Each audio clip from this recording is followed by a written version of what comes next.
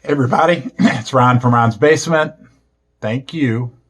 Yes, you.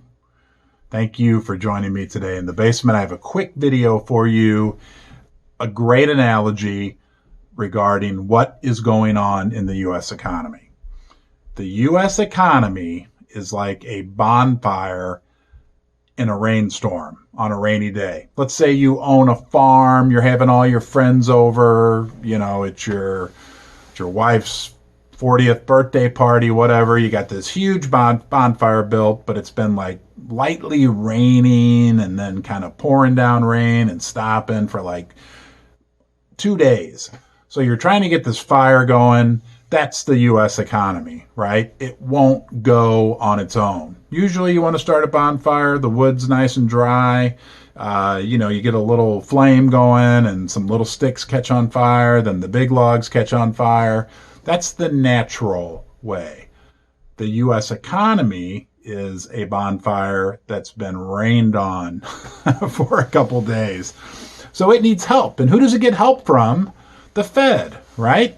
Okay, the Fed. So the Fed is the big bucket of kerosene, and you can take, a couple cups, throw it on, get the fire going.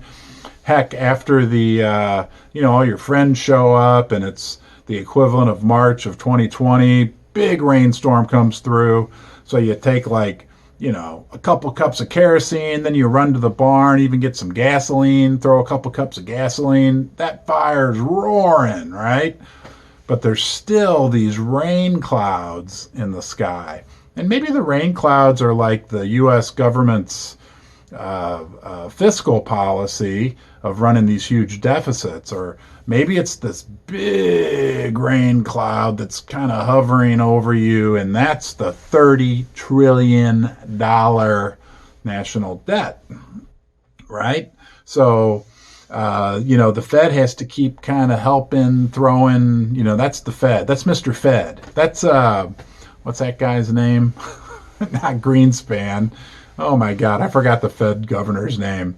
Oh well, forgive me. That's him though, that little skinny guy who's a lawyer. He's running to the barn and getting more kerosene and getting more gasoline but now the fire's getting so hot. That's right now. They put so much gasoline, so much kerosene on it that it's getting so hot. There's heat, a lot of heat. Everybody's like, oh, it's too hot. It's too hot. There's too much heat coming off the fire. That's like inflation and everything else. So he says, I'm going to stop. We're not going to do. That's the equivalent of them saying no more quantitative easing. We're going to taper. No more, or we're going to raise rates, right? And then, oh yeah, we're also going to shrink the balance sheet. But the problem is, once they do that and they stop that steady supply of kerosene and gasoline to the fire, it's going to start kind of dying down a little bit. And at the same time that it's dying down, those big clouds, right? The deficit and the national debt, they're hovering above, and any minute they can start pouring down rain on that fire that no longer has kerosene, but also has this headwind, if you will, of